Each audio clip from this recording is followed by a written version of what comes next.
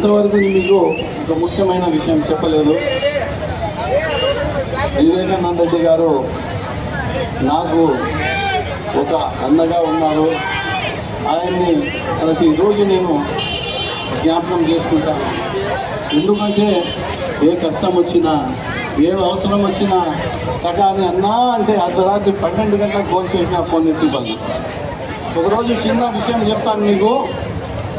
రాత్రి 10 గంటలకు జయరాజ్ ఫంక్షన్ హాల్లో పోయా, అన్నా నా పాపకు ఎంబీబీఎస్ సీట్ కావాలా అని చెప్పా.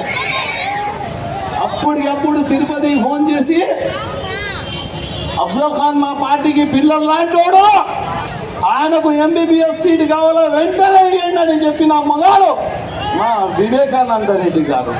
ఆయనకు నా బతుకంతా రుణపడి ఉంటానని